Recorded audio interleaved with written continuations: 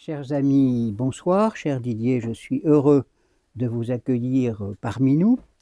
C'est un club de réflexion qui existe depuis plus de 40 ans. Et pendant ces 40 et quelques années, on a organisé maints débats sur l'immigration. D'abord, si je me souviens bien, avec un conseiller de Georgina Dufoy. Oula. Ensuite avec Bernard Stasi, mais on a reçu également il y a quelques années François Héran et bien d'autres sociologues, anthropologues nous ont parlé de cette question qui va être encore une fois, et avec toujours les mêmes arguments, au centre du débat de la prochaine élection présidentielle qui est déjà en train de se préparer. Alors on vous a demandé, on vous a posé une question simple, avec certainement une réponse complexe. Une politique de l'immigration est-elle encore possible? Nous attendons votre réponse et si vous le voulez bien, après, on vous posera quelques questions. Merci de m'inviter. Je connais votre groupe et votre mouvance depuis longtemps. Et dans mon jeune temps, elle était pour moi un peu surprenante parce que je viens plutôt de l'extrême gauche dans mon très jeune temps, hein, lycéen et étudiant. Mais vous aviez des positions un peu particulières par rapport à peut-être à une fermeture d'esprit que nous avions. Voilà. Je suis tout à fait enchanté, même heureux, même flatté que vous ayez pensé à moi. Alors, bien évidemment, l'immigration, vous avez raison, c'est une question qui va être, enfin, c'est un sujet qui va être au cœur sans doute, de la prochaine élection présidentielle, mais je pense qu'il faut essayer de comprendre euh, pourquoi ça l'est, c'est-à-dire peut-être de sortir d'abord de la situation proprement franco-française. Hein. Il y a quelque chose qui se joue maintenant depuis plusieurs années et avec des débats qui sont un peu particuliers parce que d'un côté, vous avez ceux qui vous expliquent qu'il n'y a pas de problème, hein, globalement, et puis d'autres qui expliquent absolument l'inverse avec peut-être comme figure en ce qui concerne l'Union européenne, qu'on serait soit une passoire, soit une forteresse. En réalité, on n'est ni une passoire ni une forteresse, mais ce qui est indéniable, c'est qu'il y a une poussée migratoire, des arrivées, et je pense qu'il faut avoir en tête que les premières arrivées en Europe sont d'abord le fait de migrants légaux.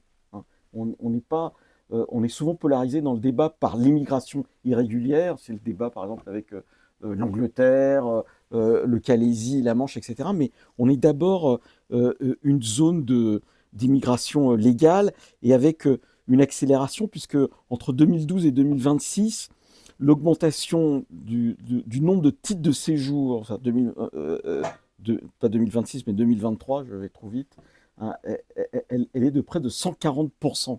Hein. Il faut bien comprendre exactement ce qu'il en est. On est passé de 45 à 75 millions d'immigrés dans l'Union européenne. Alors, sachant qu'un immigré, c'est quelqu'un qui est né étranger à l'étranger et qui n'est pas forcément un originaire du continent africain, mais je reviendrai en ce qui concerne la situation française. En 2015, par exemple, quand on a discuté de la crise migratoire, en proportion, l'Union européenne a plus accueilli d'immigrants que les États-Unis. Hein, c'est des choses, hein, 2,4 millions pour 509 millions d'habitants, un peu plus de 500 millions d'habitants, et les États-Unis, c'était 1,3 pour 320 millions. Hein. Vous voyez là, un peu le chose. Et sur la longue durée, il y a quelque chose qui se joue et qui est en rapport avec les bouleversements démographiques, et c'est sans doute ce qui perturbe une partie de nos concitoyens. Les bouleversements démographiques, on les connaît sur la longue durée. En 1950, 1960, au moment des indépendances, on a 2 fois plus d'habitants en Europe qu'on en a dans le continent africain. Hein, aujourd'hui, c'est 2 milliards pour 500 millions. Hein. Mais plus concrètement, le résultat des mouvements migratoires sur la longue durée pour l'Europe, c'est l'élargissement du spectre des diversités humaines ou culturelles ou culturelles, et qui est un mouvement qui est absolument l'inverse de ce qu'on a connu ou de ce qui est la réalité d'autres continents. Pour dire les choses très clairement, l'Europe, c'est à peu près 13% d'immigrés dans la population. La proportion d'immigrés en Asie ou en Afrique, elle ne dépasse pas les 2%.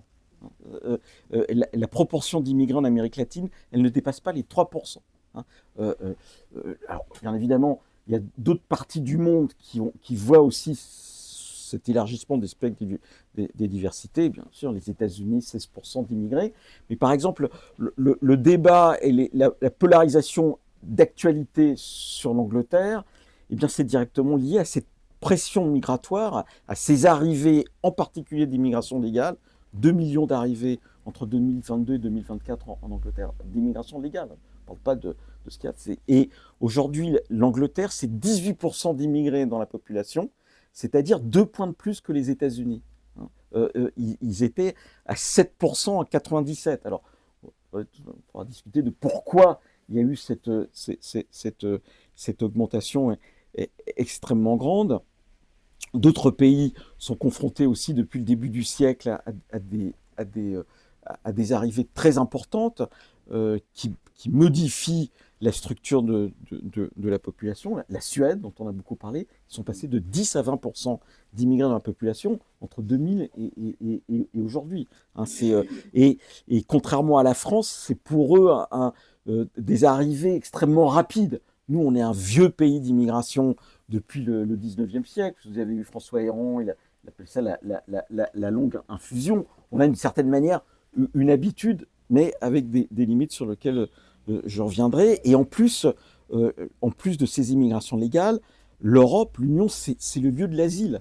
Hein, plus de 8 millions de demandeurs d'asile depuis 2014 ont frappé aux portes de l'Union, ont été accueillis avec des normes d'accueil qui ne sont pas comparables à ce qu'on a dans les pays limitrophes des zones de guerre. C'est pour ça que quand on dit, par exemple, les pays limitrophes des zones de guerre sont les premiers accueillants de la demande d'asile, enfin, il vaut mieux être syrien en Europe que dans des pays où on n'aura pas le droit de travailler, on n'aura pas d'accès à la santé.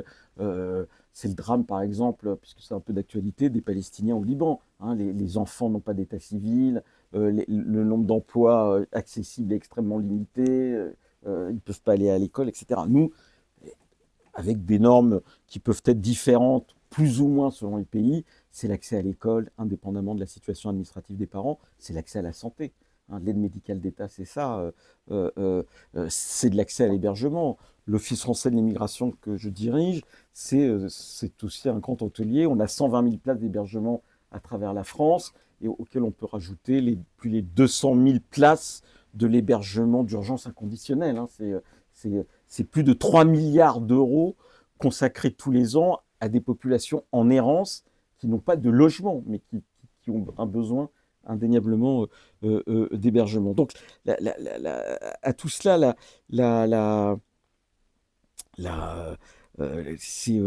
ces bouleversements, si vous voulez, ça peut interroger la France. Alors, la France, pays d'immigration de longue durée, avec quand même des particularités par rapport à nos voisins européens et des particularités propres sur la longue durée en ce qui concerne la France. La France, c'était une majorité d'immigrants européens venant du sud de l'Europe jusque dans les années 80. On oublie souvent que les Portugais sont encore actuellement la 3e nationalité d'immigration en France. Ils ont été supplantés par les Algériens et les Marocains. Mais le basculement, et qui est propre à la France par rapport à d'autres pays, c'est qu'aujourd'hui, un immigrant sur 2 qui est présent sur le territoire vient du continent africain au sens global du terme.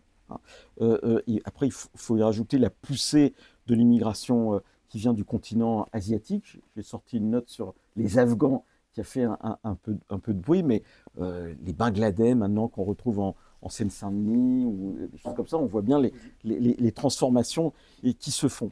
Et ces transformations, elles se sont faites, si vous voulez, à un moment particulier de notre histoire, qui est le découplage de plus en plus fort entre immigration et développement économique.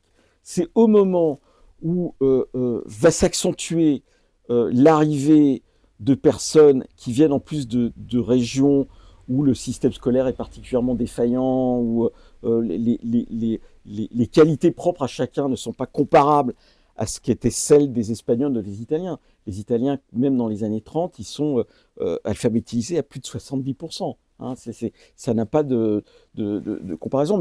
Mais cette poussée, elle arrive au moment où nous, pour des raisons liées à des choix politiques et industriels que a mis Jean-Pierre Chevènement après ma jeunesse tumultueuse dans des formes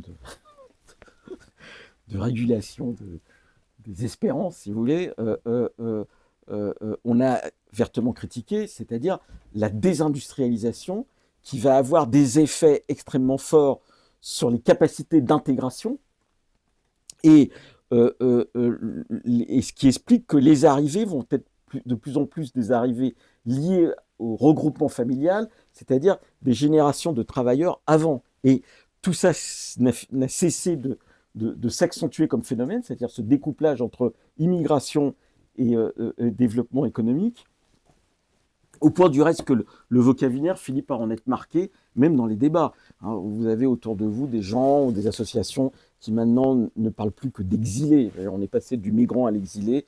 En réalité, on ne sait pas quelle est la qualification juridique, enfin la situation juridique de la personne, mais il y a un vocabulaire qui a particulièrement disparu et qui a été pendant très longtemps le vocabulaire qui montrait la capacité qu'avait en particulier le mouvement ouvrier ou le christianisme social de prendre en charge les gens, c'était le travailleur immigré. Plus personne ne parle de travailleurs immigrés. C'est-à-dire, même ceux qui vous disent qu'il faudrait plus d'immigrants pour équilibrer nos retraites, ce qui est tout à fait discutable, ils continuent à parler d'exilés, mais pas de travailleurs immigrés. Et donc, ce phénomène, il est particulièrement fort, ce découplage, et aujourd'hui, la France n'a jamais eu autant d'immigrés dans sa population, avec ces transformations démographiques. Au sortir de la guerre, la France, c'est 5% d'immigrés.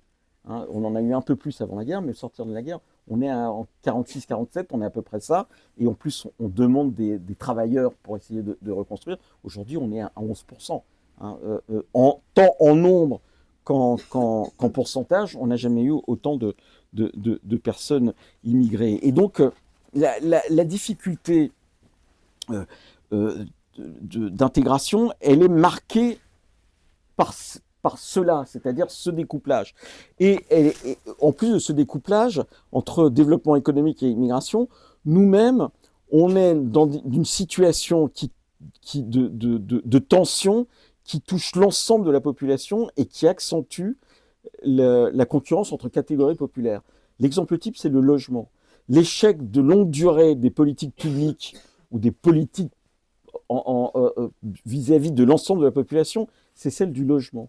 Et au moment où on a cette crise du logement qui pèse sur le revenu de chacun, hein, en 1960, la part contrainte du revenu pour se loger, ensemble c'est 15% du revenu. Hein, on est à 20% en 2000, aujourd'hui on est à 30% et à 40% pour les catégories populaires. Mais dans les secteurs du logement qui sont des secteurs d'aide sociale, c'est-à-dire le logement social, on a une forte proportion d'immigrés, mais en réalité des derniers arrivants d'une certaine manière. 35% des immigrés vivent dans du logement social, c'est 11% pour les non-immigrés, mais par exemple c'est une personne algérienne sur deux, hein, c'est un peu moins pour les Marocains, mais c'est près de 60%, c'est 57% pour les subsahariens, dont les arrivées sont devenues massives à la fin des années 90, dans les années 2000. C'est-à-dire qu'on les a priorisés dans le logement social pour des raisons objectives. C'est le croisement entre précarité et enfants, hein, puisque se rajoute à cela le fait que cette immigration qui a du mal à s'insérer sur le marché du travail, parce que le marché du travail s'est transformé ou s'est déindustrialisé, plus de 30% de notre immigration vit en dessous du seuil de pauvreté. Hein, et donc, il y a une nécessité de prise en charge sociale avec des mécanismes qui ont été mis en place, qui ont accentué cette pression sur le logement social. Le DALO, par exemple, hein, le droit au logement opposable, et qui ont accentué aussi des phénomènes de concentration qui sont devenus des concentrations de pauvreté. C'est la Seine-Saint-Denis, moi j'étais 4 ans préfet en Seine-Saint-Denis. Hein, la Seine-Saint-Denis, c'est un lieu où s'accumule de la pauvreté et où même ceux qui arrivent pourvoyeurs d'emploi arrivent avec des emplois extérieurs, si vous voulez. La SNCF ou d'autres c'est le paradoxe de la Seine-Saint-Denis. C'est une zone géographique où on a eu beaucoup de création d'emplois, mais avec en même temps le département de la France métropolitaine où le chômage est le plus haut. Hein.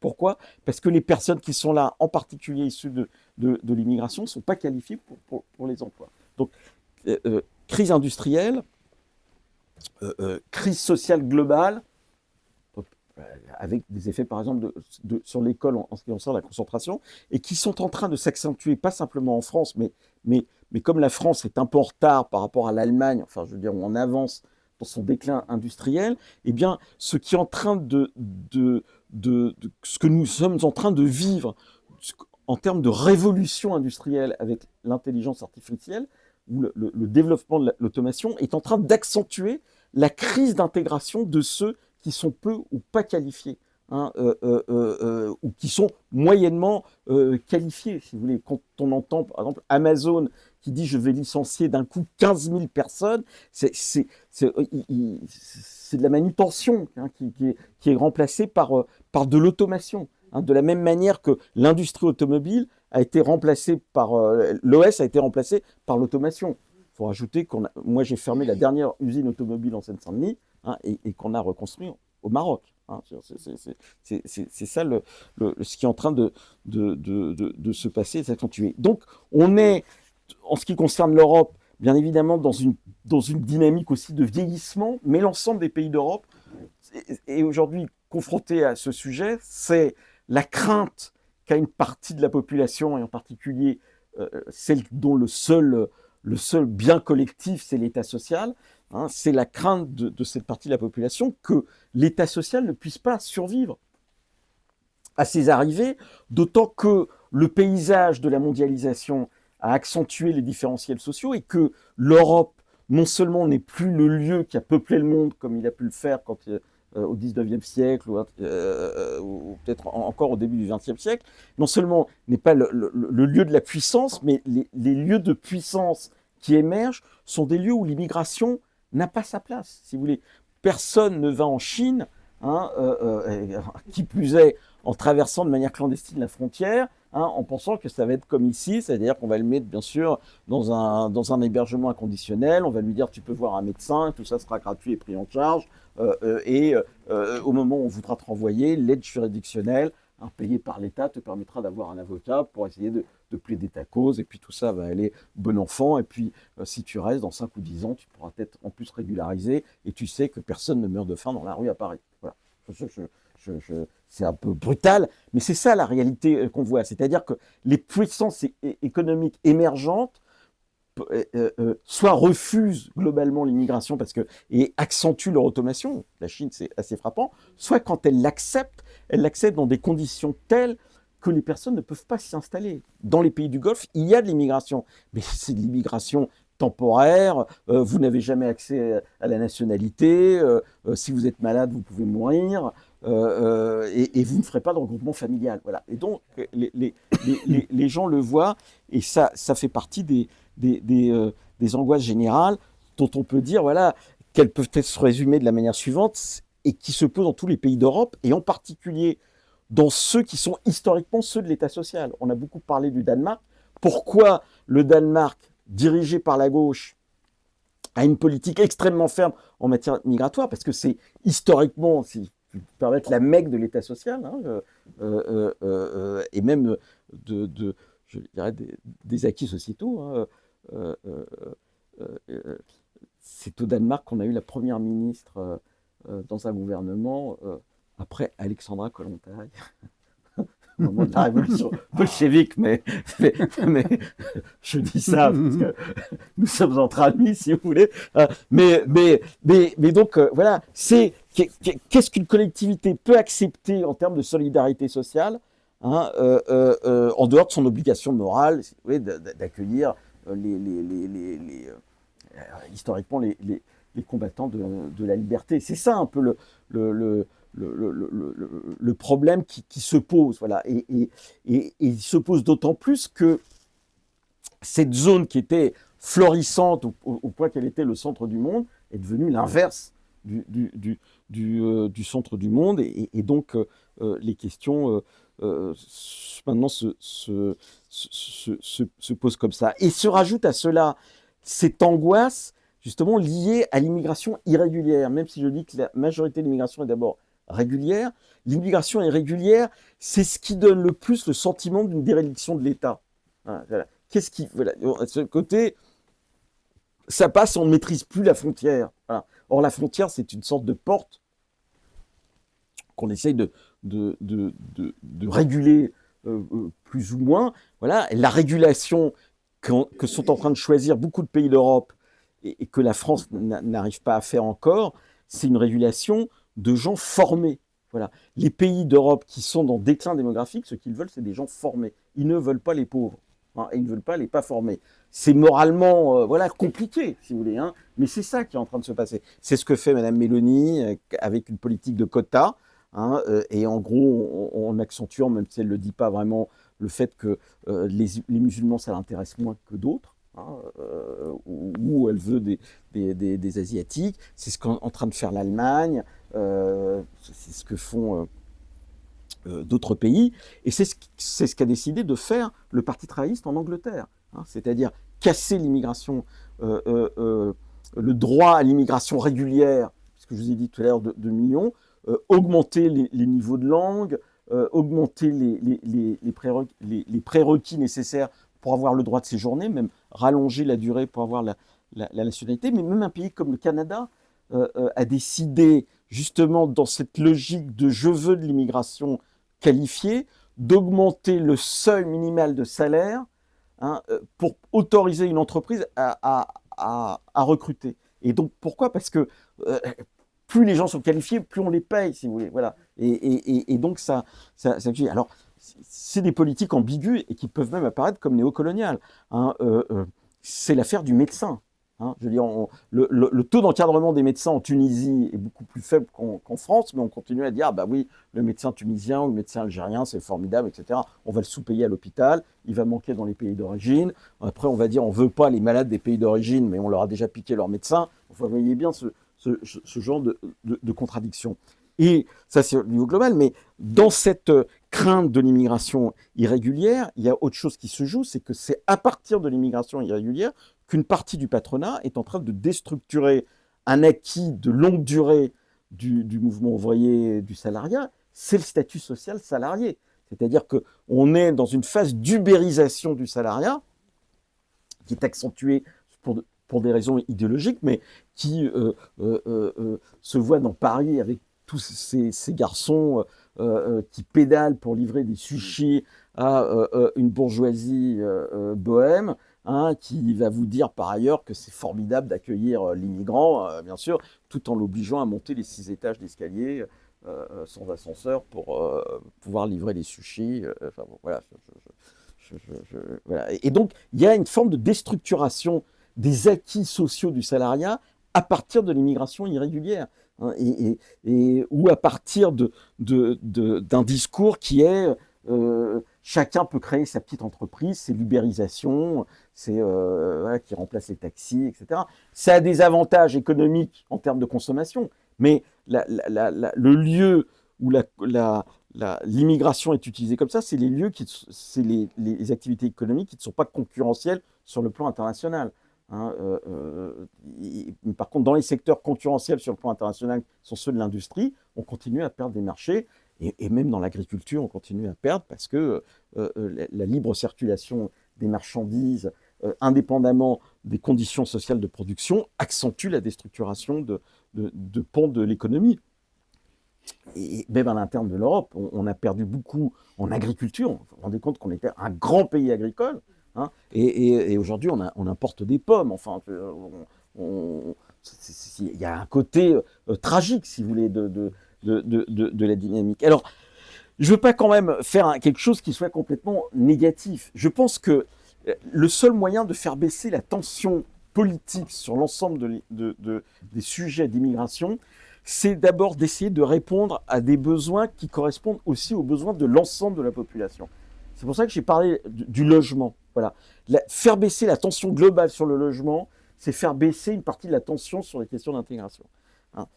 Justement parce que l'absence de logement, c'est la pression sur le logement social, mais c'est aussi la pression sur une partie du parc privé qui devient du parc privé particulièrement dégradé. C'est Grigny, hein, c'est Clichy-sous-Bois, c'est-à-dire ces grosses propriétés, copropriétés dégradées dans lesquelles on fait de la suroccupation avec des marchands de sommeil qui sont par ailleurs eux-mêmes issus de l'immigration. Il faut quand même le dire. Enfin, je veux dire,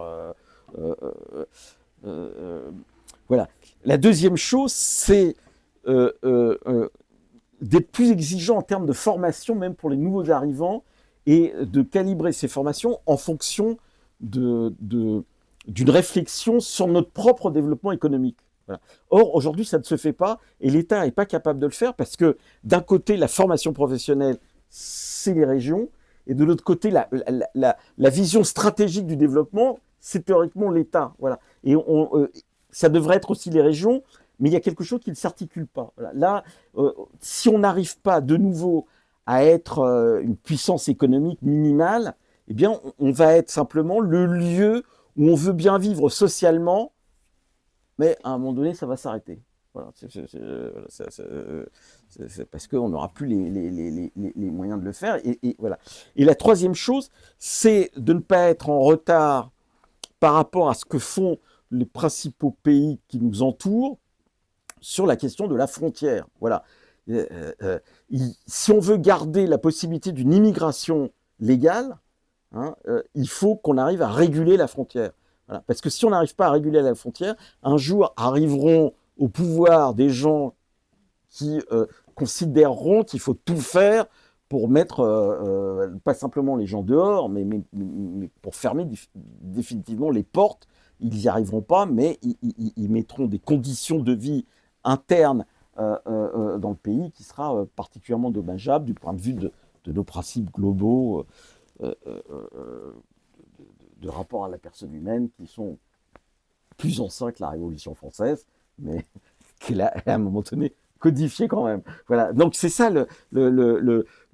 l'enjeu, et arriver à s'en sortir. Voilà. Si on ne fait pas ça, si on n'arrive pas à avoir des mécanismes qui cassent les effets de ghettoisation, les Danois font quelque chose qu'à mon avis, il faut réfléchir. Hein. C'est pas plus de 30% d'immigrés extra-européens dans une zone donnée.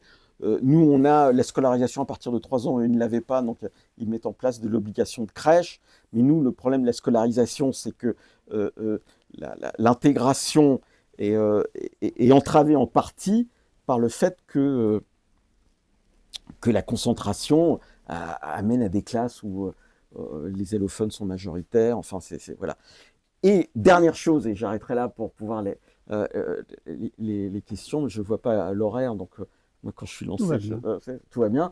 Voilà, c'est d'être beaucoup plus ferme dans la défense de nos acquis sociétaux. Et là, il faut cesser d'être angélique, c'est-à-dire que il ne faut pas sous-estimer le fait qu'une partie des immigrations sont idéologiquement marquées par les régressions propres au pays d'origine, et en particulier dans l'ère arabo-musulmane, si vous voulez. Hein. Et donc, être ferme, ça veut dire qu'il ne faut pas les prendre avec cette idée que, comme chez McDonald's, je t'accueille comme tu es. Voilà. Non, je ne peux pas t'accueillir comme tu es parce que ce que tu es à un moment donné rentre en contradiction avec nos acquis sociétaux.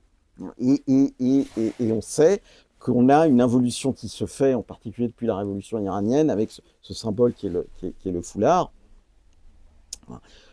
qui est l'inverse de notre propre évolution sociétale. Quand la société française avait des femmes avec un foulard dans les années encore 50, elles étaient mineures par rapport à leur mari.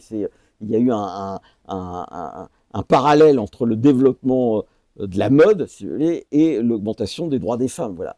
Partout où le voile s'est développé, il s'est accompagné de régressions démographiques extrêmement fortes, dont les femmes sont les premières victimes, mais pas uniquement. Voilà. C'est ce qu'on est en train de voir en Tunisie, par exemple. L'échec de la révolution, des révolutions arabes se marque aussi par ce type de choses, c'est-à-dire par la pression de plus en plus forte de gens qui considèrent qu'à partir de leur foi, un ne vaut pas un. Voilà. C'est ça qui est en train de se jouer et qui peut se jouer ici avec le marquage du territoire par de nouveau du religieux comme ça l'était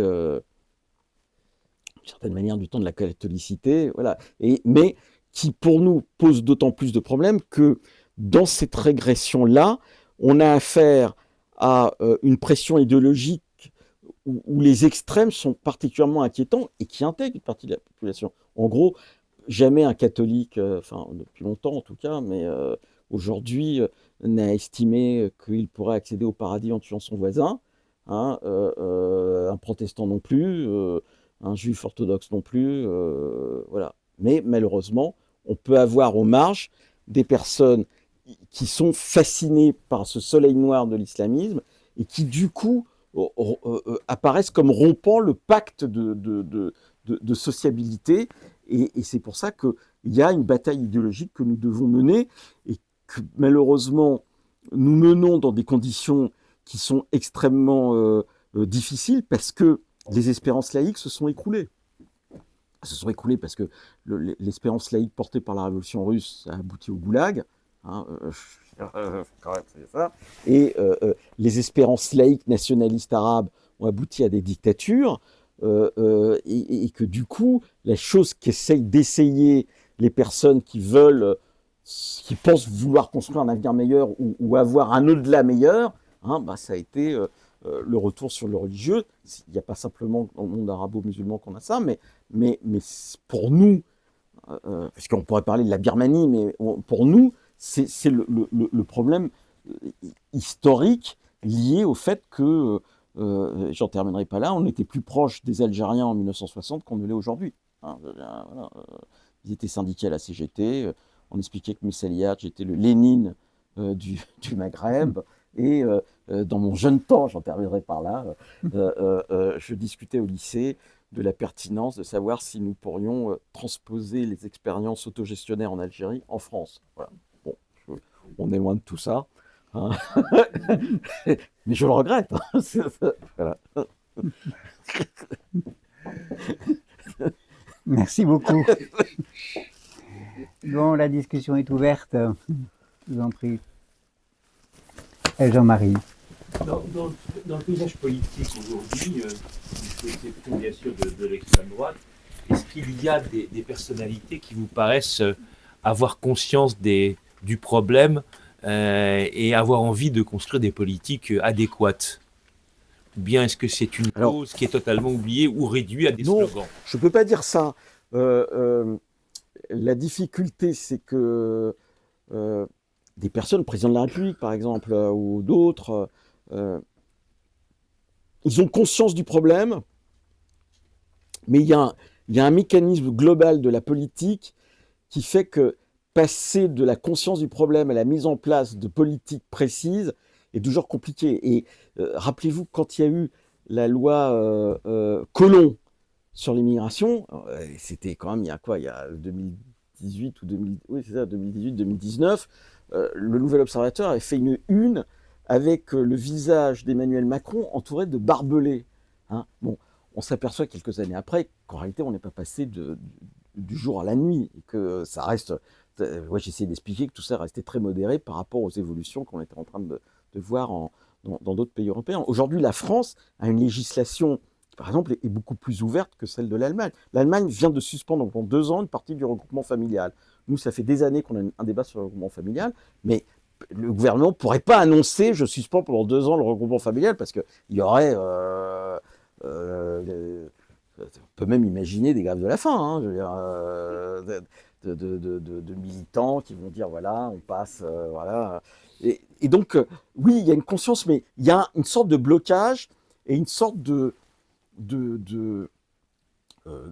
d'incapacité à faire le lien entre les différents éléments. C'est-à-dire que les mêmes qui vont vous parler de l'intelligence artificielle et de ce que ça va avoir comme impact sur l'ensemble des modes de production des Algériens ne vont pas faire le lien à la question de l'immigration.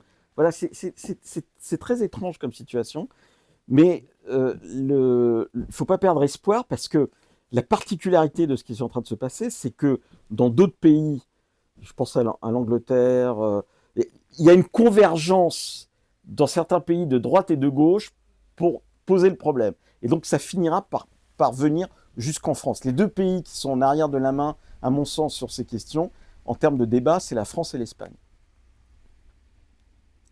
Après, en termes de personnalité, si vous voulez, ce qui est un peu dommage pour moi, qui est plutôt un garçon de gauche, hein, c'est que la gauche, mais on ne parle jamais. C'est quand même un peu... Hein? Prisonnière de schéma idéologique. Oui, c'est ça, mais elle ne veut pas le penser. Et par exemple, je suis très frappé parce que même dans la sphère du débat public, le Parti socialiste fait partie d'une internationale socialiste. Aujourd'hui, presque la majorité de ces pays de l'internationale socialiste sont dans des politiques dures. Le SPD en Allemagne, les socialistes au Danemark, aujourd'hui le Parti travailliste, et qu'il n'y a pas, au niveau européen, entre eux, une discussion sur ça. Moi, je suis, voilà, c'est quand même frappant. Oui, oui, sur le... Pardon. Deux choses. Il y a 40 ans, justement, on nous disait déjà, ce conseiller de Georgina Dufoy nous disait, mais il faut que, justement, lutter contre les ghettos, et dès qu'une famille immigrée se met dans un quartier avec plein d'autres gens qui ne sont pas immigrés, ça se passe très bien, tout ça. Donc, et puis, on voit aujourd'hui que c'est tout le contraire. On a créé effectivement des ghettos qui se renforcent avec une arrivée de population africaine qui n'a même pas envie de parler français, qui vit dans une clandestinité totale. Vous avez cité des communes qui sont comme ça. On va publier un reportage dans Royaliste sur ces phénomènes. C'est quand même bon. Donc on voit que rien ne se passe. Quant à dire oui, on ne peut rien faire parce qu'il va y avoir des grèves de la faim, enfin, quand il y a plusieurs centaines de milliers de personnes dans la rue pour protester contre une réforme des retraites, et même ça se passe très souvent dans notre pays, là, on impose. On impose contre la volonté des syndicats, contre la volonté de la majorité de la population. On ne fait pas attention aux grèves de la faim, etc., etc. On impose. Et pour l'immigration, on ne peut rien imposer. Parce que le Nouvel Observateur fait sa une sur un Macron avec des grilles partout.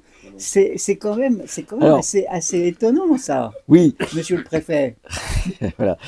Je pense que c'est pour des bonnes et des mauvaises raisons. C'est-à-dire que, pour des bonnes et mauvaises raisons, la difficulté que moi je vois, et qui est pour moi une difficulté démocratique, c'est le fait que la gauche a refusé de réfléchir sur ce sujet-là.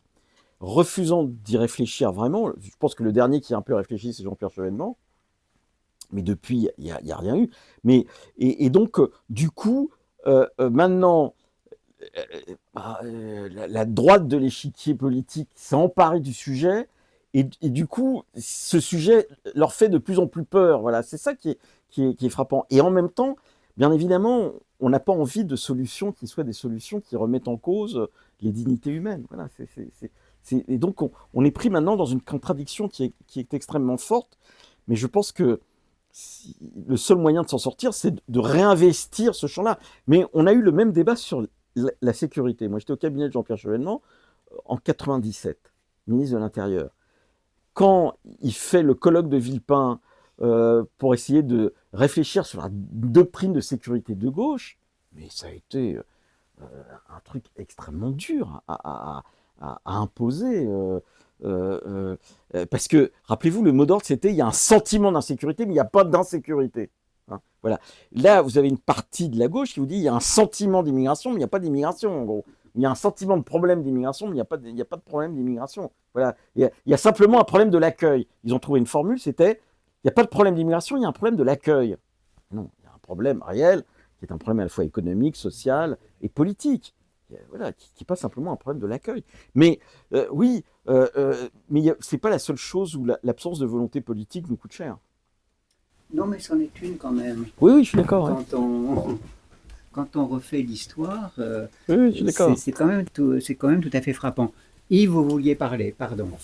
Oui, peut-être il y a des choses dont on parlera aussi après. Mais il y a pas mal de choses avec lesquelles je ne suis pas tout à fait d'accord, puis d'autres, je suis plus d'accord. Je vais essayer de parler par anecdote.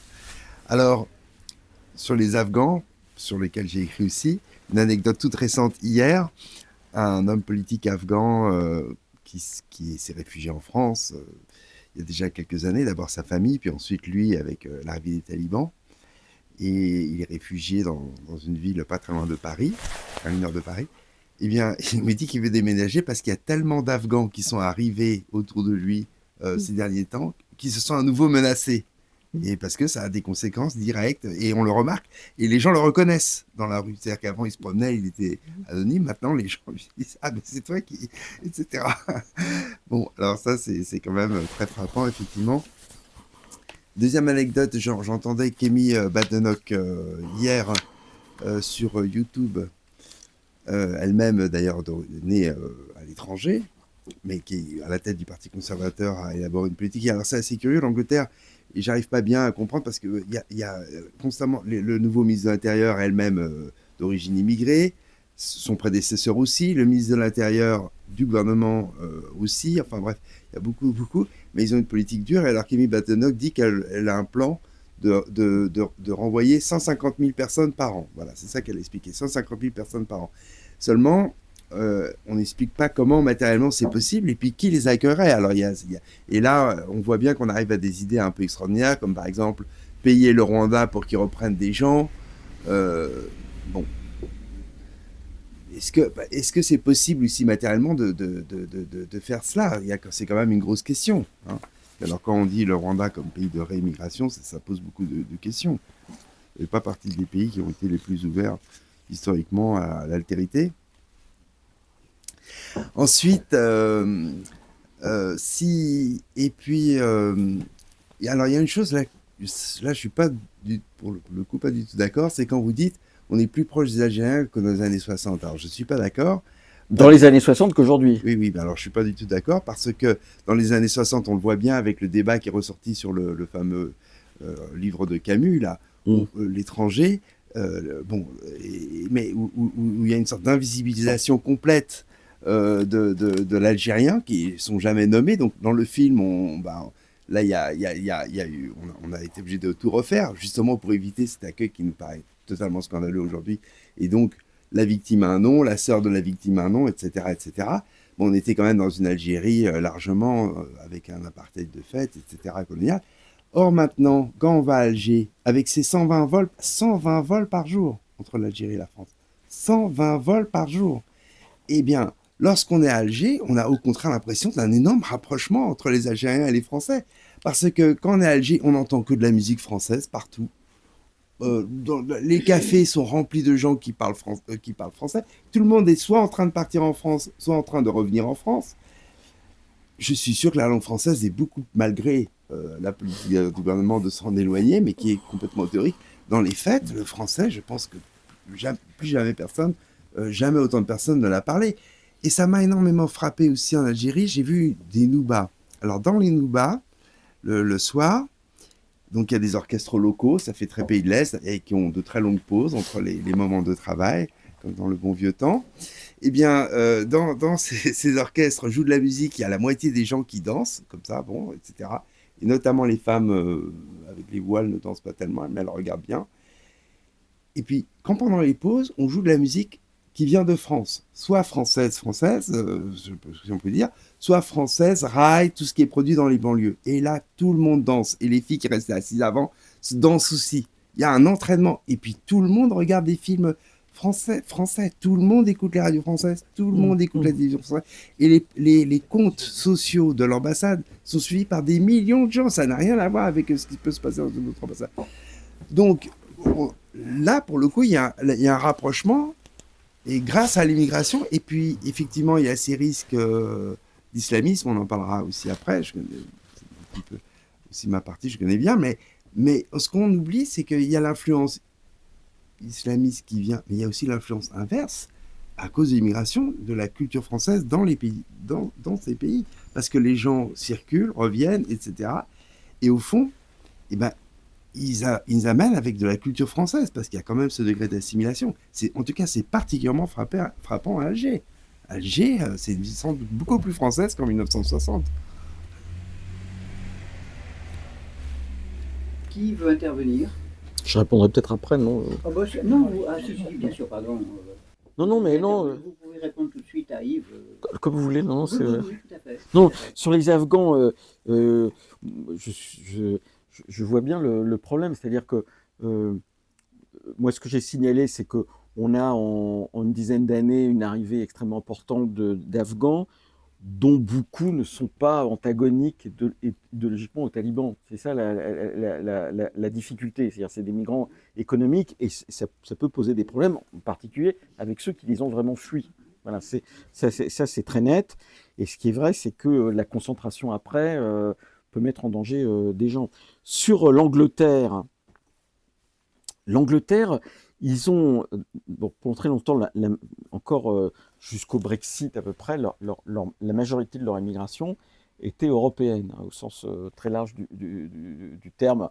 On a tous entendu parler du pont de lait polonais, enfin bon, des Roumains, etc. Et puis la deuxième chose, c'est qu'ils ont une immigration très formée ou qui vient de pays où les systèmes de formation ne sont pas comparables. C'est-à-dire que c'est l'immigration indienne. L'Inde, c'est pas l'Algérie pour le coup. Hein. Voilà, c'est en termes de formation, de dynamique des personnes, etc. Et donc on le voit à travers la classe politique anglaise, où là on a ces personnalités qui sont brillantes, riches socialement, enfin qui ne sont pas les perdants du système, quoi. Je veux dire, et donc ça se voit, et c'est d'autant plus frappant qu'effectivement les ministres, ils le font exprès, du reste. Les ministres de l'Intérieur sont maintenant issus de l'immigration, parce que comme ça leur permet de légitimer un discours dur. Voilà. Alors après, les sociologues vous diront c'est le réflexe de dernier qui est arrivé, qui veut fermer la porte derrière lui, etc. Mais c'est pas complètement avéré. Je pense qu'ils comprennent bien le problème et ils ont une crise du logement qui est encore plus forte que nous, une crise industrielle. Bon, les gens n'ont plus d'agriculture à peu près. Enfin, bon, voilà, bon. Sur l'Algérie, c'est un pays schizophrénique. Et les Algériens le sont en grande partie. C'est-à-dire que, puisque à Alger même, les rues qui ont changé de nom, les gens continuent de les appeler comme c'était au moment de la colonisation. Moi, je ne défends pas la colonisation. Je pense qu'il fallait bien évidemment soutenir la volonté d'indépendance. Mais quand même, la particularité de l'Algérie, c'est le fait que... Enfin, il y a une société civile qui n'a pas réussi à faire sauter le bouchon au moment du Irak. C'est pour ça qu'il y a une partie qui fuit. Que cette société civile, elle n'arrive à vivre ou à survivre que dans son rapport avec la France. C'est vrai.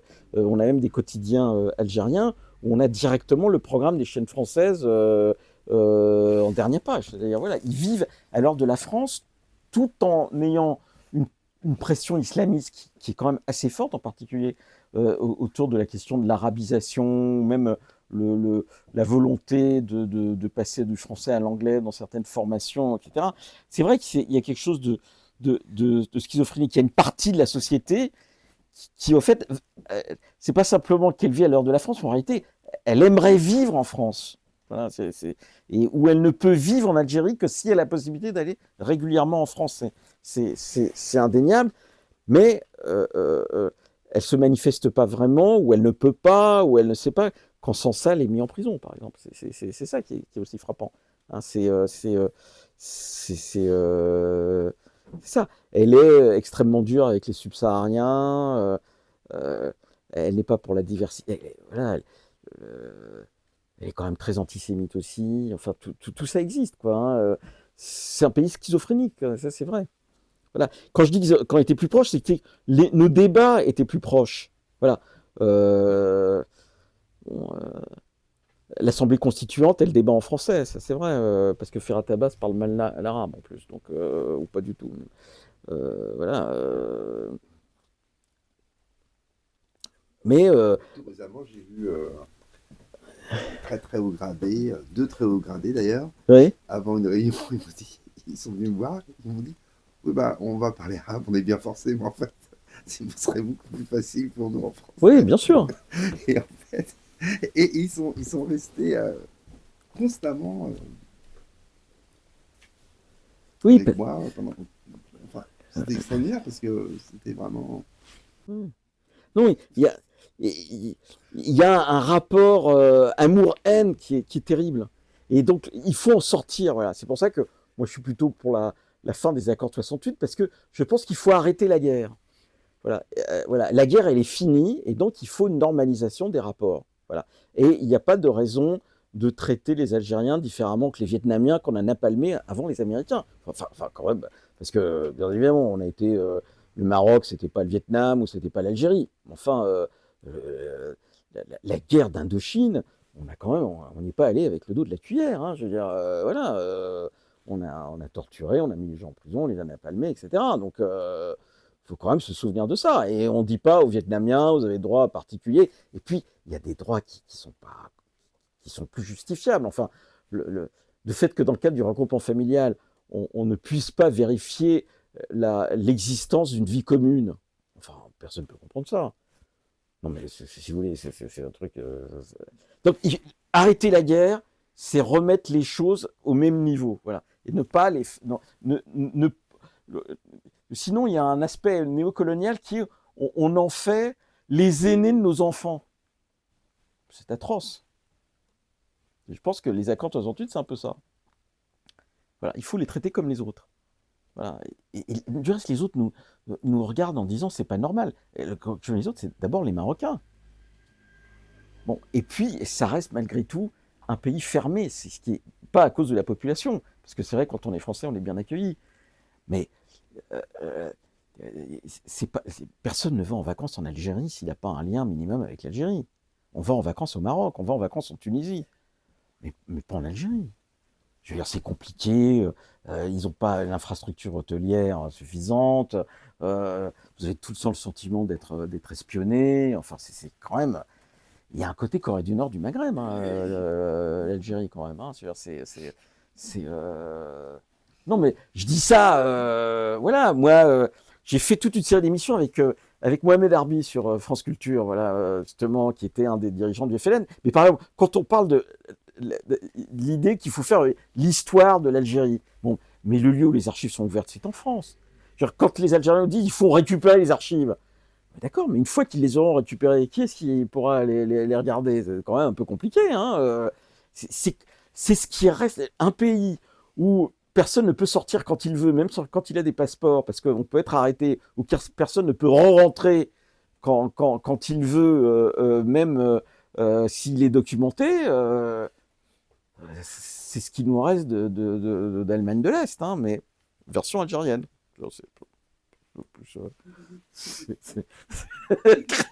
Non, mais c'est un peu ça quand même.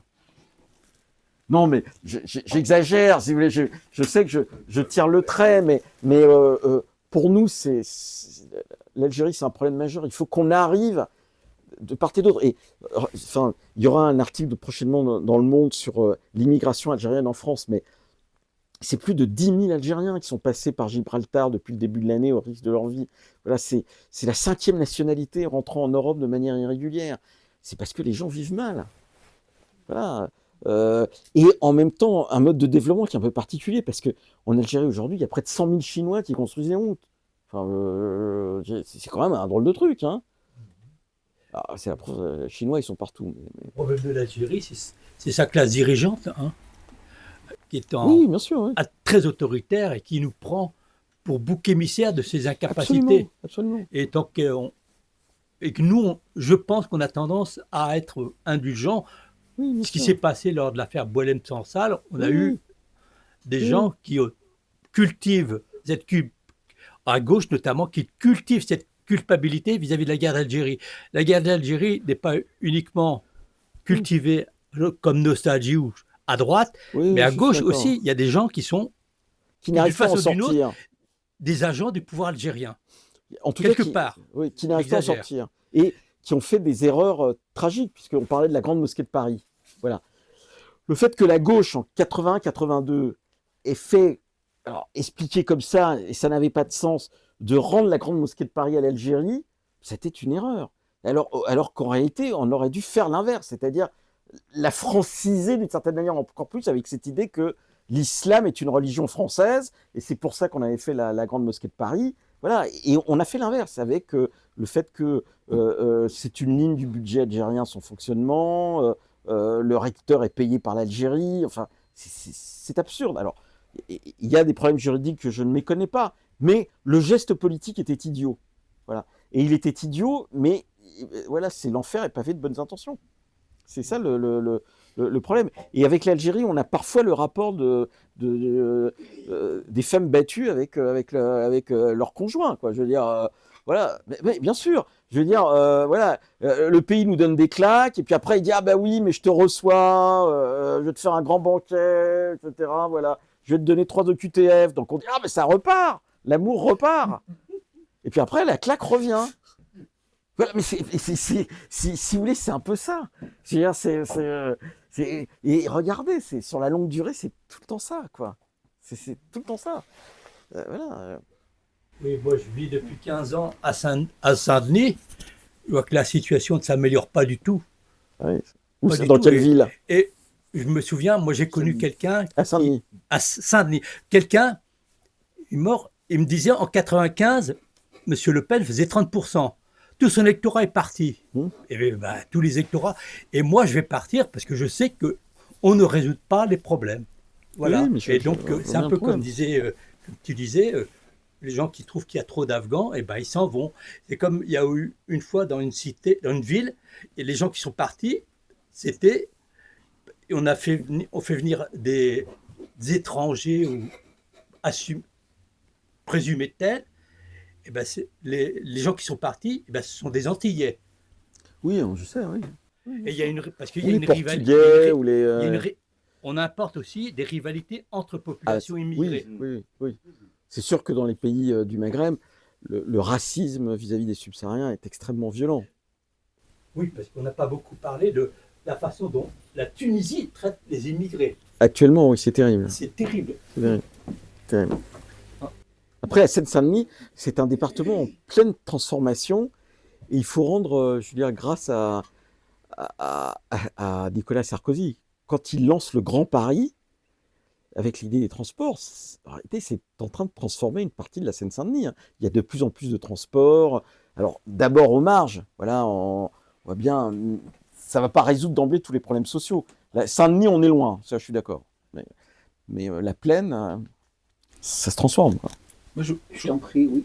je voudrais revenir au thème qui est la possibilité et le fait de faire une politique d'immigration. Je reprends juste les chiffres. Dans les années 20-30, juste avant en fait, la crise de 29, on monte jusqu'à 6,6, le ratio. Voilà. Ensuite, ça descend. Ouais. En 74, on est à 7,4. Oui. C'est-à-dire, on comprend pourquoi est-ce qu'il y a une immigration. Il y a la France à reconstruire pour la Première Guerre mondiale, pour la Deuxième Guerre mondiale après. Et donc, on fait appel à des main-d'œuvre étrangères qui viennent participer à la reconstruction de la France. Donc, on était à 7,4. Aujourd'hui, on a donc à plus de 11. Mais c'est plus une politique d'immigration. C'est-à-dire, on n'a plus des objectifs. On fait plus venir des gens en fonction de nos objectifs. Et ça reste pour moi ça le problème, et pas un problème, je pense que se focaliser sur les pays, c'est peut-être nos blocages sur l'Algérie, etc., mais c'est la question, à quoi nous sert une politique. Voilà, c'est cette optique un peu rationnelle, un peu froide, mais normalement quand on est un homme politique, c'est quand même de là qu'on doit partir. Alors moi, je suis un modeste fonctionnaire, hein, mais vous avez raison. Non seulement on était à 7 encore jusque dans les années 2000, mais en plus, comme je l'ai dit, c'était majoritairement des Italiens, des Portugais, des Espagnols. Les Italiens sont arrivés dans les années 30. En plus, ils ont aidé, par exemple, à la construction du parti du mouvement ouvrier. Le parti communiste, en particulier dans l'Est de la France, se construit grâce aux Italiens. La CGT, voilà. C'est l'époque où la CGT a des publications pendant très longtemps, dans les années 50, en italien, en espagnol, même en polonais pour essayer de contrer l'influence de l'Église. On a aussi les Polonais. On a l'immigration juive qui est extrêmement aussi politisée avec même des quotidiens en yiddish qui vont durer jusque dans les années 80. Hein. On est le pays, voilà. Les Portugais qui viennent massivement dans la fin des années 60, dans les années 70, sont des jeunes qui refusent de rentrer dans l'armée coloniale. Donc il y a quelque chose qui est idéologiquement congruent avec ce que nous sommes. Les républicains espagnols, c'est aussi ça. Alors il y a aussi le poids de l'Église, je ne les connais pas, même dans l'immigration italienne, le poids de l'Église, mais il y avait quelque chose qui faisait lien. Voilà. On avait une capacité, le mouvement ouvrier ou le mouvement social avait une capacité à médier, à faire de la médiation entre catégories populaires, et en plus, il y avait du travail. Voilà. Et c'est pour ça, par exemple, que je dis les campements qu'on a ces dernières années dans Paris ou qu'on a eu ailleurs, enfin, etc., c'est pas le bidonville de Champigny. Parce que le bidonville de Champigny, qui était majoritairement portugais, c'est des Portugais qui travaillent, hein, et où il n'y a pas assez de logements. Après, on va construire des logements. C'est très différent. Et nous, le fait qu'on a une population qui est découplée de l'immigration, de développement économique, ça coûte très très cher. En ce sens-là, il n'y a pas de politique migratoire, c'est clair. Voilà. Et des pays essayent de renouer une politique migratoire parce qu'il y a un hiver démographique qui se fait et ils veulent de l'immigration qualifiée. C'est un peu la discussion autour des quotas. Mais ça ne marche que si on peut renvoyer ceux qui viennent alors qu'on ne les a pas invités. Et la limite du pacte migratoire européen, c'est qu'il n'y a pas ce volet. Qu'est-ce qu'on fait de ceux qui viennent? Voilà, comment on les renvoie dans les pays d'origine? Et ça suppose une discussion beaucoup plus ferme avec les pays d'origine. Alors, je reviens un instant sur l'Angleterre. Il y a des pays qui cherchent effectivement une solution. Les Néerlandais ont une lettre d'intention avec l'Ouganda, hein, pour renvoyer des personnes, en gros, sous OQTF en Ouganda. Ça nous paraît un peu bizarre. La réalité, c'est qu'ils veulent faire peur. De la même manière que les Anglais mettent maintenant des gens dans des pontons, ils veulent faire peur. Voilà. Et donc, c'est comme ce que fait Trump, de manière absolument brutale, etc. Mais il a baissé d'un coup les entrées illégales aux États-Unis. Mais parce que la violence est telle que les gens disent, ah bah, je vais pas passer, parce que les États-Unis, c'est pas la France. Hein, je veux dire, vous avez vu ces gens arrachés de leur travail, dans leur voiture, etc. Ils ont renvoyé plus de 500 000 personnes, hein, et avec des choses qui sont complètement inhumaines et loufoques. Hein, les Mexicains renvoyés au Sud-Soudan. Hein, je sais pas si vous avez vu ça. Tu se retrouves au Sud-Soudan, l'ambassadeur du Mexique obligé d'aller les rattraper et tout. C'est de la folie. Hein. Bon, mais si on n'arrive pas à un mode de régulation, alors qu'on est nous-mêmes dans une situation économique difficile, on va vers des soubresauts sociaux, c'est-à-dire en termes de violence entre populations. C'est ça qu'il faut éviter. Voilà. Parce que c'est le problème de la Seine-Saint-Denis. La Seine-Saint-Denis, c'est un espace public dominé par les hommes où les femmes sont victimes, mais pas que les femmes. Hein, avec le transfert de richesse entre le cœur de la métropole et la banlieue, qu'est le trafic de drogue. Parce que c'est ça, le trafic de drogue. C'est un transfert de richesse et des zones riches vers des zones pauvres, où des types s'enrichissent et emmerdent les pauvres qui vivent là. En même temps, alors il me semble, peut-être que vous avez plus en tête les chiffres que moi, il me semble que les femmes, c'est à peu près 74% d'immigration, enfin, de regroupement familial. Peut-être que je me trompe, mais c'est absolument fait... Oui, c'est 50% à peu près de regroupement, oui. Quand on a la vision républicaine, enfin traditionnelle, quoi, c'est de dire c'est l'individu qui s'intègre à la nation, c'est pas la famille. C'est pas la famille. Et faut pas s'étonner, enfin il me semble avec ce type de disposition que si on apporte une famille plus qu'un individu, bah on apporte les codes. Oui, mais je suis d'accord, mais se rajoutent à ça des difficultés propres à la technique, hein, comme dirait Régis Debray de la médiologie. Mais en gros, un Allemand qui partait en Argentine au début du XXe siècle, vous voyez, il était obligé de parler espagnol. Peut-être qu'il revenait une fois dans sa vie. En tout cas, il n'avait pas la télé. Hein, il y a peut-être un quotidien en espagnol, en allemand, mais encore. Enfin, il y a dû y avoir. Enfin, il était obligé de s'hispaniser, si vous voulez. Voilà. Le même Allemand qui partait au Brésil, il va devenir lusophone. il part aux États-Unis, il est anglophone et il revient pas, hein, ou très difficilement. Aujourd'hui, une des difficultés de l'intégration, c'est le développement des techniques. C'est-à-dire qu'on est quand même la télévision qu'on regarde. Et c'est le problème, par exemple, avec les Turcs. Parce que l'État turc, c'est un État qui a un soft power, 25 chaînes de télé, qui diffuse un nationalisme turc extrêmement fort. Et donc, on a un taux d'endogamie qui est extrêmement élevé. Enfin, c'est compliqué, mais on a d'autres cas comme ça. Et on n'avait pas ça avant. C'est-à-dire que la capacité idéologique de projection de ce qui est antagonique à nous n'existait pas. Voilà. Il y a, avant, il y avait on va dire un destin, c'est quelqu'un qui devient dans le cadre d'une immigration de travail, il y a quand même l'idée, il devient travailleur, il s'assimile, et à la fin, il fait partie, on va dire, du peuple comme tout le monde. C'est ce qui est arrivé. Oui, mais il y a, c'est ce qui est arrivé pour beaucoup. Pour moi, il y a un destin qui, peut-être que j'idéalise après, Non, mais notre propre destin est un peu cassé. Voilà. Je trouve que tous ces chiffres, et puis ces anecdotes, et je suis d'accord, je rejoins dans certaines, mais aussi on peut toujours les renverser. On dit, je lisais une nouvelle, c'est le dernier recueil de nouvelles de Simenon Les Maigret, qui s'appelle Stan le Tueur. Et Stan le Tueur, c'est une bande de Polonais qui... La police ne comprend pas comment ça se passe, mais ils arrivent à comprendre qu'elle est à Paris, et pour ne pas être pris, ils font des raids dans les campagnes, ils pillent des fermes, et leur politique, c'est de laisser aucun survivant. Donc ils tuent pour qu'il n'y ait pas de témoins, et qu'on puisse jamais les repérer.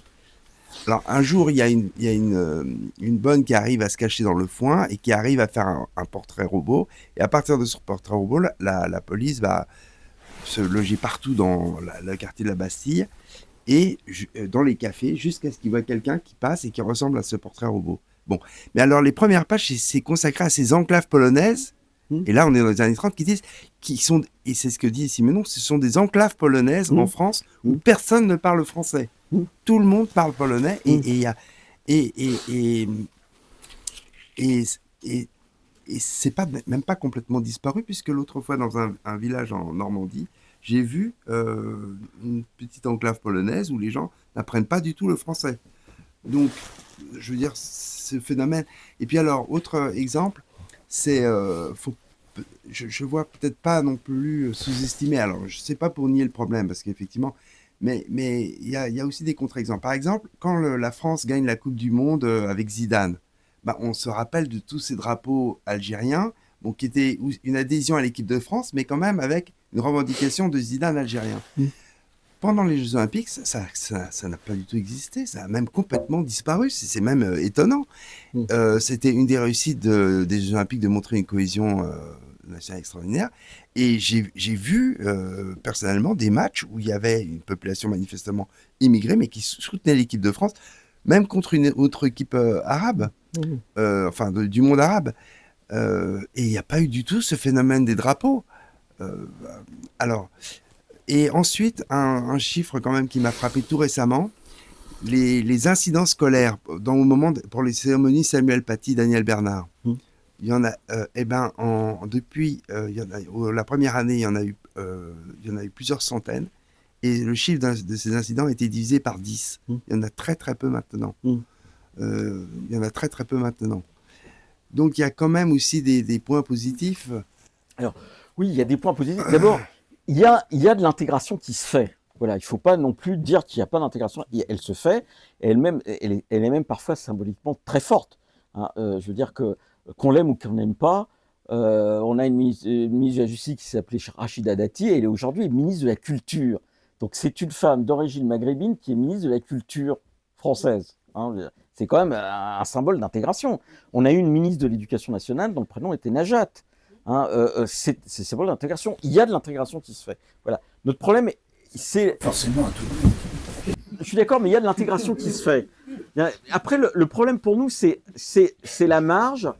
Et voilà, on a une marge qu'on a du mal à intégrer. Voilà, en gros, je vous ai dit, il y a 30% de gens qui vivent en dessous du seuil de pauvreté, qui sont des nouveaux arrivants, et surtout, qu'on a d'autant plus de mal à compter que les structures qui existaient pour l'intégration eh bien, se sont effondrés. C'est les colonies de vacances dans lesquelles on mélangeait les gens, c'est le patronage, c'est les organisations syndicales, c'est les partis politiques. Et donc, du coup, on ne cesse de demander à l'État de suppléer à ce qui n'existe plus. Il n'y arrive pas. Enfin, je veux dire, il est pas prêt d'y arriver. Mais c'est vrai qu'il y a eu les Polonais, etc. Mais il y avait des choses qui faisaient lien. Voilà, serait-ce que la religion, d'une certaine manière, ou le communisme, ou le socialisme, ou l'antifascisme, il y a quelque chose qui arrivait à faire lien. Voilà, les républicains espagnols, quand ils viennent, bah, il y a quelque chose qui fait lien, parce que voilà, ils ont pris des telles claques contre Franco, il y a quelque chose qui fait lien. Là, idéologiquement, on est quand même très compliqué. Et les pauvres, et en plus, il y avait plus d'espérance dans les années, peut-être même 30, en tout cas dans les années 70, dans les banlieues, qu'il y en a aujourd'hui. La question de la désespérance ouvre l'espace au pire du religieux. Voilà. Et le pauvre, dans les années 30, eh ben, à un moment donné, il met même Doriot à la porte. Il faut se souvenir que Doriot, il perd à Saint-Denis. Voilà. Il perd les élections législatives et il perd les élections municipales à Saint-Denis pour le Parti communiste. Voilà. Et on a une population qui est démunie. On sait bien que les conditions de vie et de logement sont dures, etc. Et donc, notre problème, c'est qu'est-ce qui est à disposition idéologiquement pour les gens pour s'intégrer. Mais quelle est notre espérance collective? Et en réalité, comme on ne l'a pas, ça devient compliqué. Vous vouliez dire quelque chose? Avant de te passer la parole, je relisais ce que j'avais écrit sur le livre de Raphaël Dohan sur l'histoire de l'assimilation. Et il disait que parmi les critères d'assimilation, enfin, il y a tout un débat sur le mot, mais peu importe, il y avait la participation à un projet collectif national. Et effectivement, c'est ce que tu disais, ce projet n'existe plus. Donc, comme en plus on ne sait pas comment faire de l'industrie, et même de l'économie, etc., et que tout va comme ça avec les livreurs de pizza, ça ne donne aucune possibilité de mobilisation collective de quelque partie de la population que ce soit, mais plus particulièrement de la population qui arrive. Alors, on tourne en rond à cause de ça et aussi à cause de tas de problèmes concrets d'intégration locale, etc., de désordre urbain, d'absence d'autorité, comme on le disait tout à l'heure. Je t'en prie, Philippe. Non, mais on a un mouvement d'intégration qui se fait, mais bien évidemment l'affaire des drapeaux. Mais par exemple, le chaos aux Champs-Élysées, quand les équipes perdent ou gagnent, si vous voulez, c'est pas... alors, c'est une minorité, mais c'est un exemple qui est quand même... c'est terrible. Alors, les immigrés italiens, pendant la Coupe du Monde dans les années 70, ils soutenaient l'équipe d'Italie, indéniablement. Mais ils n'ont pas foutu le bordel sur les Champs-Élysées quand elle a gagné la Coupe du Monde en 82. Non, mais avant, dans les années 70. Ils n'ont pas gagné. Hein? Ils l'ont gagné en 38. Oui. Et ils l'ont gagné en 34. Dans les années 70, ils ont perdu. Alors. Ils ont perdu contre le Brésil. Contre le Brésil en 70. Voilà, contre le Brésil en 70. Les immigrés italiens ne sont pas allés sur les Champs-Élysées pour péter les Champs-Élysées. Genre, ils ont pleuré chez eux. Non, mais c'est vrai. Je veux dire. C'est pas ce genre de sujet, des phénomènes de hooligans. Bon. Oui, mais. Je sais pas si c'est lié vraiment à...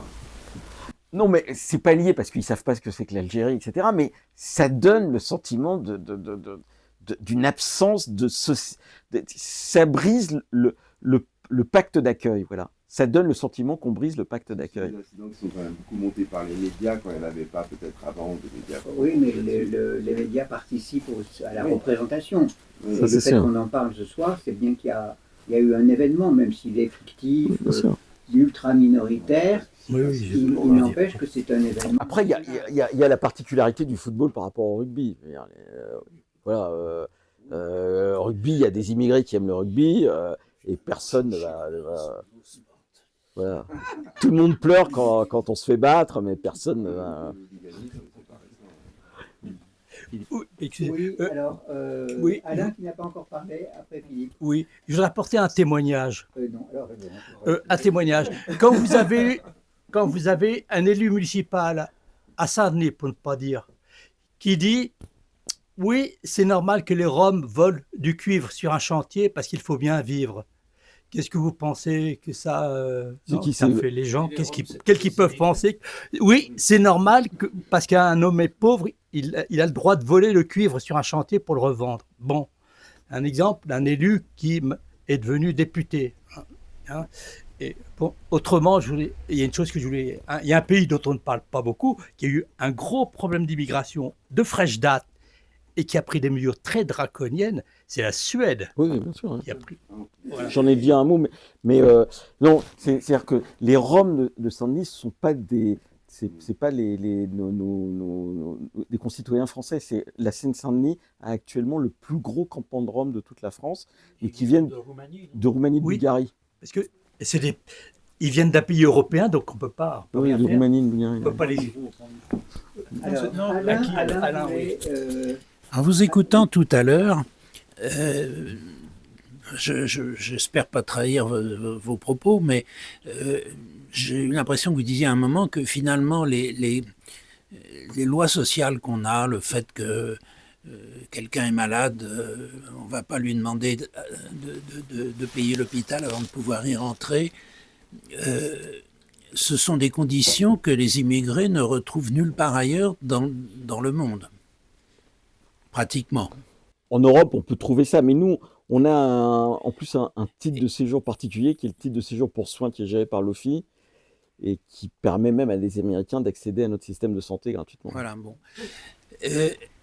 Finalement, quand l'extrême droite dit tout ça, c'est un appel d'air pour l'immigration. Bon, l'extrême droite est ce qu'elle est, parce qu'elle n'apportera pas les solutions, bien entendu. Mais est-ce que c'est vrai?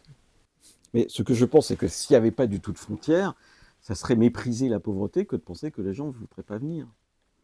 Donc bien évidemment qu'il y a des formes d'appel d'air. Après, en particulier sur certains secteurs médicaux, la difficulté de ces appels d'air, c'est qu'ils ne sont pas forcément très volumineux, mais c'est un poids économique et social extrêmement fort. Je prends par exemple la question de la dialyse. On a une pression sur la dialyse à partir de gens qui peuvent peut-être même parfois être soignés dans leur pays d'origine, mais qui à partir de la dialyse veulent accéder à la greffe. Voilà. C'est quelques milliers de personnes, mais dans un pays où le greffon est rare, ça pose des problèmes. Voilà. Après, nous, notre aide médicale d'État, elle a tendance un peu à se transformer en sécurité sociale de celui qui est clandestin, mais qu'on enverra. On a deux dispositifs qui aident au maintien sur le territoire, indépendamment de l'appel d'air, mais ça peut participer de l'appel d'air. C'est l'hébergement d'urgence inconditionnel et l'aide médicale d'État. Voilà. Et ça devient des mécanismes de maintien sur le territoire de longue durée, dans des conditions qui sont certes pas faciles, mais qui sont quand même pas la rue. Voilà. Et en matière de santé, c'est sûr que les rapports montrent bien qu'en matière de santé, il y a effectivement des distorsions de présence en termes de pourcentage qui indiquent un appel d'air. C'est clair. Parce que dans nos mentalités, même si finalement on finit par s'habituer de voir des migrants sous les ponts des autoroutes, dans nos mentalités, en tout cas, on a mauvaise conscience si on laisse mourir les gens. Mais il y a d'autres pays dans le monde où oui, bien sûr. Les mentalités sont différentes à cet égard. Ah, mais c'est la différence entre globalement l'Europe et encore même nous, on ne considère pas qu'avoir planté une tente fait un trouble à l'ordre public. Il y a des pays de l'Union européenne, c'est un trouble à l'ordre public. Nous, on évacue le camp et puis on rend les tentes aux associations. Enfin, je veux dire, c'est quand même... Mais finalement, nos mentalités sont quand même marquées par l'humanisme. Dans des pays complètement déchristianisés sur le plan de la pratique, il y a quand même quelque chose qui subsiste du christianisme. Bah, c'est-à-dire que nous, on considère qu'on appartient à une commune humanité. Même si elle s'est laïcisée. Mais, oui. Et que, voilà, on appartient à une commune humanité. Globalement, le christianisme ou le judéo-christianisme ne considère pas qu'à partir de sa foi, il faut considérer que l'un n'est pas égal de l'autre. Voilà, mais au contraire, voilà. C'est peut-être un peu brutal, mais enfin, je n'accepte personne, mais c'est quand même une différence d'avoir une référence, comme référence à un gars qui accepte de se faire crucifier sur une croix et d'avoir un gars qui passent les gens au fil de l'épée. Enfin, c'est quand même très différent. Hein. En termes de rapport à la religion, à l'espérance, c'est quand même un peu compliqué. Hein. Oui, non, mais bien sûr, grand principe, très très bien. Mais ces grands principes. Vous avez Adrien Candard qui raconte ça très bien. Oui, mais ces grands principes ne nous obligeaient pas à signer le traité du Touquet, par exemple, qui nous oblige à retenir en France des gens qui ont envie de partir. C'est quand même paradoxal. Bah, vous connaissez bien la question. Oui, je vois bien le côté paradoxal. Nous, on demande la mais... suppression de ce traité qui est complètement absurde, n'est-ce pas? On aurait dû profiter du Brexit pour dire, bon, bah, écoutez, puisque c'est comme ça, parce qu'on met la frontière à Calais, enfin. On a fait des guerres quand même. Oui, mais alors, faites attention à deux choses. D'abord, premièrement, oui. Et deuxièmement, notre humanisme n'a rien à voir avec le fait, comme vous le dites dans cet excellent ouvrage, que l'État finance des associations d'aide aux migrants qui se préoccupent essentiellement de sortir les gens du pétrin juridique et pas du tout de la politique que le pays pourrait avoir par rapport à ces migrants. Donc il y a aussi des décisions qui sont quelque peu absurdes et qui créent des problèmes immenses, alors qu'on pourrait, dans le cadre de l'humanisme qui nous est cher, le faire tout à fait autrement. Non, mais je suis d'accord. Non, mais je suis d'accord. Enfin, sur la deuxième partie, je suis absolument d'accord. Il ne faut pas confondre humanisme et organisation du chaos. Voilà, parce qu'à ce moment-là, on va arriver à l'inverse de l'humanisme. Voilà, on va arriver au chaos. Voilà. Sur la question de l'Angleterre, c'est un peu compliqué pour nous. D'abord parce que on demanderait aux Italiens de garder leurs frontières comme on demande aux Espagnols de garder leurs frontières. Donc, parce que les gens passent par la Méditerranée occidentale et puis après ils remontent et on reproche aux Espagnols de dire bah, vous les laissez passer, ça ne va pas. Donc on est un peu compliqué. La deuxième chose, c'est quand même faire attention parce que si vous voulez, on ne va pas déployer le porte-avions Charles de Gaulle dans la Manche pour obliger l'Angleterre à ouvrir sa frontière. Quoi. Non mais je veux dire par là que si que la frontière passe normalement mais en plus si les gens veulent partir, faut faire attention parce que on peut créer pour le coup un appel d'air qui sera beaucoup plus fort. C'est-à-dire que s'il y a le sentiment qu'on peut passer comme on veut, on va avoir des milliers de gens qui vont arriver à Calais pour passer. Voilà. Et alors l'étape suivante, c'est de dire quoi? Dire il faut faire un ferryboat pour que les gens se noient pas dans la Manche. Non, mais les Italiens, les Tunisiens nous envoient plein de gens comme ça. Je ne vois pas pourquoi on ne me laisserait pas passer vers l'Angleterre. Non, mais la vraie critique vis-à-vis de l'Angleterre, c'est que son système interne, et c'est pour ça que les travaillistes essayent de le remettre en cause, était une pompe aspirante. Là, pour le coup, c'est indéniable que son système interne est un appel d'air.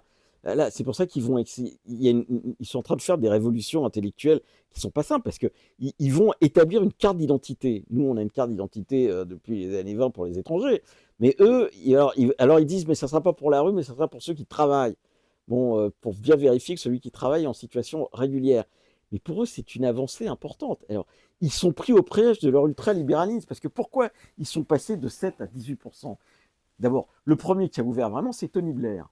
Voilà, donc c'est le social-libéralisme le plus éculé. Voilà, je passe un accord avec la bourgeoisie, si j'ose dire, qui a besoin de main-d'œuvre pour extraire la plus-value de la force de travail. On manque, et donc on fait venir les Polonais. Enfin voilà, je résume. Ben voilà. Mais après, c'est accentué. Et les conservateurs qui se sont fait élire 2 fois sur l'idée qu'ils veulent arrêter l'immigration, ils ont été pris par le fond de leur idéologie libérale et ils ont ouvert les vannes. Voilà, c'est ça qui est arrivé. Et il n'y a pas d'inspection du travail ou à peu près, enfin ça ne fonctionne pas la même. Ils n'ont pas de police de l'immigration, par exemple. Tout ça est organisé par comté, ils ne sont pas organisés comme ça, donc ils se sont fait déborder. Mais comme nous, on se fait en partie déborder, je rappelle qu'à Nantes, il n'y a pas de centre de rétention administrative. Quand une personne sans titre de séjour est prise à Nantes, il faut qu'il y ait un équipage de police qui l'envoie à Rennes.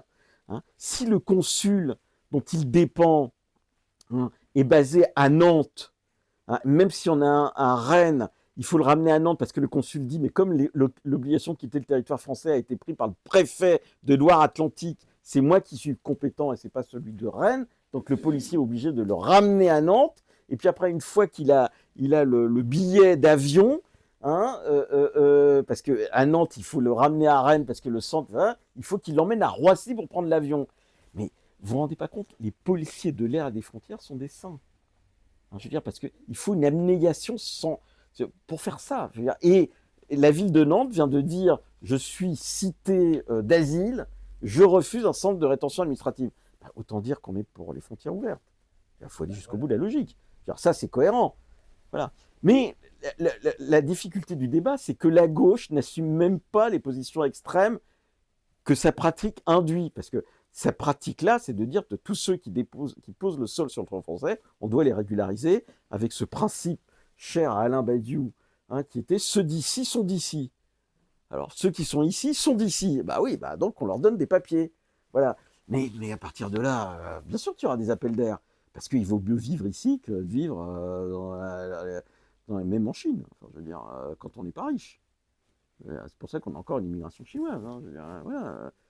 Parce que la France, c'est un État socialiste. Enfin, je veux dire, plus la liberté. On l'a vu au moment du Covid. La période du Covid, c'est idéal. C'était un État socialiste. On est payé, même si on ne va pas au travail. En plus, on peut promener le chien de temps en temps. Voilà. Et même quand on respecte pas les règles, on n'est pas comme en Chine où un drone vous arrive sur vous, il dit rentrez chez vous, où on vous barricade dans vos appartements, etc. Au pire, vous aviez une amende. C'est le socialisme idéal. Enfin, c'est celui que j'ai rêvé quand j'étais jeune, avec en plus le droit à la paresse, voilà, Paul Lafargue, pourquoi perdre sa vie à la gagner, enfin, oui, vous aviez tout. Vous aviez tout d'un coup, là. Voilà, pourquoi perdre sa vie à la gagner, hein, le droit à la paresse, on est quand même payé, et en gros, il y a une police qui vous surveille, et tout ça est bon enfant. C'est formidable. Elle est arrivée pour les jeunes qui manquaient de sociabilité, ça c'est clair, mais pour les vieux comme nous, enfin comme moi, enfin, voilà, c'était formidable. Ouais. Je lisais, je me baladais, je faisais du télétravail, c'était formidable. Les dans la population sont quand même très très importants. Oui, à cause de l'anomie. Mais pour des gens qui n'étaient pas dans l'anomie, qui avaient une vie intérieure minimale, ça a été, voilà. Je suis sûr qu'il y en a qui ont relu Proust. Voilà. Voilà. On est tout de suite repassé au néolibéralisme et on a oui, les mauvais. Avec en plus de la démagogie. Vous vous souvenez de ce gouvernement le gouvernement avait décidé de donner la nationalité française à tous ceux qui avaient travaillé pendant le Covid. La nationalité française. Enfin, j'aurais une carte de 10 ans, j'aurais compris, mais la nationalité française, là, on est le seul pays à faire ça. Hein. C'est formidable. Ultime question, après on va s'arrêter, chers amis. Oui, vous avez montré vous-même la complaisance de la gauche vis-à-vis d'une immigration incontrôlée, quasiment. Oui. Hein, parce l'absence de pensée. Il n'y a pas que l'État qui est complaisant, volontairement ou pas, il y a aussi les villes, les grandes métropoles qui sont complaisantes en la matière. Vous avez cité Nantes, Paris, les grandes métropoles dirigées souvent par des gens de gauche. Et je pense que la gauche a un problème majeur. Et en plus, les positions de l'AFI ne vont pas arranger les choses, puisqu'elle exerce une pression considérable vis-à-vis d'une gauche qui pourrait être raisonnable en la matière. Alors, je termine par là. Et non, attendez, vous permettez, je termine par une citation de ce qu'a dit récemment Gilles Kepel. Oui. Il a dit, finalement, qui habite le quartier. J'espère pas choqué, il a dit, Monsieur Bardella, finalement, c'est l'exemple de l'intégration. Oui. Parce que Bardella est une grand-mère kabyle, et ses parents sont italiens. Oui. Voilà. Oui. Voilà, c'est tout. Non, mais c'est vrai, c'est vrai. Jacobelli, Edwige Diaz, etc. Non, On vous laisse le mot de la fin. Voilà, je terminerai par là en disant, ce n'est pas ma gauche. Voilà, je n'ai pas ma gauche. Et une des choses qui tue symboliquement la gauche, c'est qu'elle est à la tête des villes les plus riches de France, dont la dynamique interne, c'est de chasser les pauvres ou les ouvriers, etc. Je veux dire, la gauche, elle dirige Paris, Lille, Rennes, Nantes, Bordeaux, Lyon. Voilà, Marseille est le seul contre-exemple parce que voilà, Strasbourg. Et voilà, c'est-à-dire que partout où les catégories populaires sont obligées de partir, c'est dirigé symboliquement par la gauche. Et une gauche qui vous dit, je veux accueillir de plus en plus. Donc, qui dit, la charge de l'accueil, c'est pour les autres, et ces salauds d'autres, en plus, ils votent à droite. Voilà, et c'est le Nord-Pas-de-Calais. C'est le Nord-Pas-de-Calais. Le Nord-Pas-de-Calais était historiquement... Moi, dans ma jeunesse, le Nord-Pas-de-Calais, c'était la gauche. Voilà, c'était Pierre Mauroy, c'était voilà, le Pas-de-Calais, Jean-Marie Alexandre, enfin voilà, tout ça. Un ultime petit mot, il n'y a pas que les classes populaires qui partent des grandes métropoles. Ou les classes moyennes. Voilà. Les classes moyennes. Mais enfin, en tout cas, la symbolique est terrible. Voilà. Par ailleurs, je vous remercie parce que c'est toujours très important. Mais c'est nous qui vous remercions. Et voilà. Non, Merci beaucoup. cette sociabilité, j'allais dire, Chez vous, vous avez un étui à lunettes sous le des lumières.